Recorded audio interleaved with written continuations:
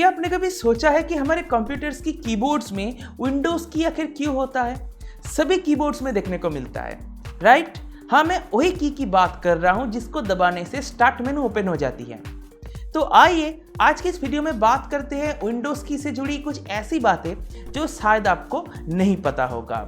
तो आइए शुरू करते हैं। मैं आपको यहाँ पे बता दूं कि हमेशा से ही विंडोज की का इस्तेमाल हमारे कीबोर्ड्स में नहीं होता था। सितंबर 1994 में माइक्रोसॉफ्ट ने एक स्पेशल कीबोर्ड को लॉन्च किया था जिसका नाम था माइक्रोसॉफ्ट नेचुरल कीबोर्ड या फिर नेचुरल कीबोर्ड। इस कीबोर्ड का डिज़ाइन कुछ ऐसा था। इसको एर्गोनॉमिक्स कीबोर्ड भी बोला जाता था और इसको ऐसा बोलने का पीछे का रीज़न यही था कि इस कीबोर्ड को इस्तेमाल करने के टाइम पे आपके रिस्ट पे कोई भी प्रेशर नहीं आता था। यहाँ पे मैं इसी जगह की बात कर रहा हूँ, कोई प्रेशर नहीं आता था। हम कीबोर्ड्स को कैसे यूज़ करते हैं? ऐसे यूज़ करते हैं जिस वजह से कुछ टाइम बाद यहाँ पे दर्द होने लगता है। बहुत से लोगों को ये प्रॉब्लम होता है, पर इस कीबोर्ड को अगर आप यूज़ करते हो तो ये दर्द आपको नहीं होगा। ये भी एक क्वालिटी कीबोर्ड ही है जैसे हमारे नॉर्मल कंप्यूटर्स के कीबोर्ड होते हैं, पर स्टैंडर्ड क्वालिटी कीबोर्ड को स्प्लिट करके हाफ कर दिया गया है जैसा आप देख सकते हो इमेज में।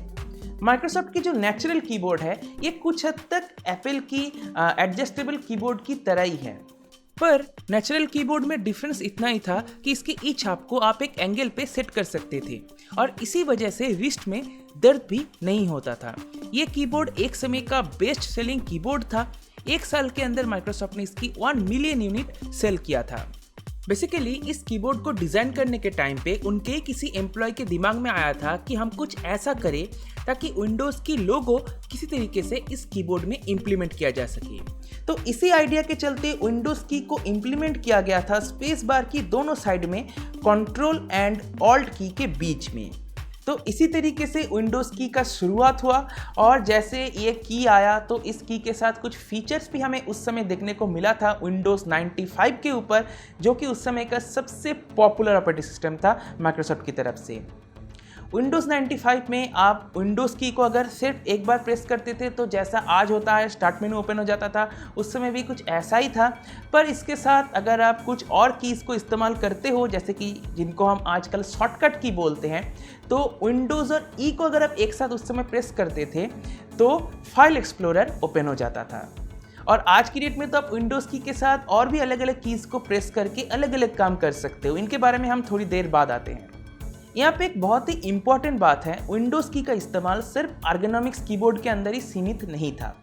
माइक्रोसॉफ्ट ने बहुत ही जल्दी एक और कीबोर्ड लॉन्च किया जिसमें भी विंडोज़ की का इस्तेमाल हमें देखने को मिला।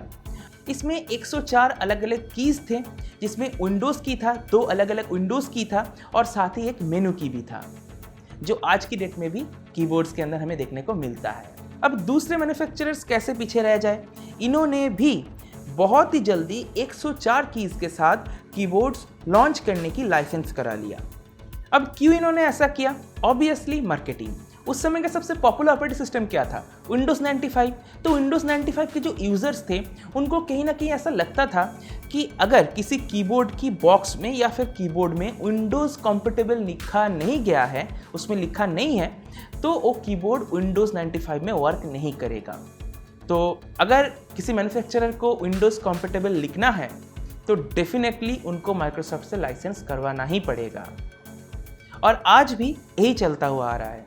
According to Windows compatibility program, जिस भी कीबोर्ड में 50 से ज़्यादा कीज़ है उसमें विंडोज़ की का इस्तेमाल होता ही है।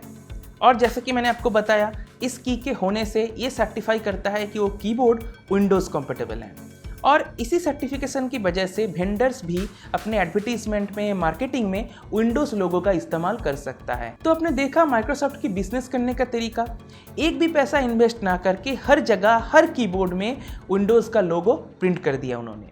आप चाहे आज कोई भी कीबोर्ड खरीदो, विंडोज़ हार्डवेयर स्टार्ट बटन आपको उसमें देखने को मिलेगा ही मिलेगा।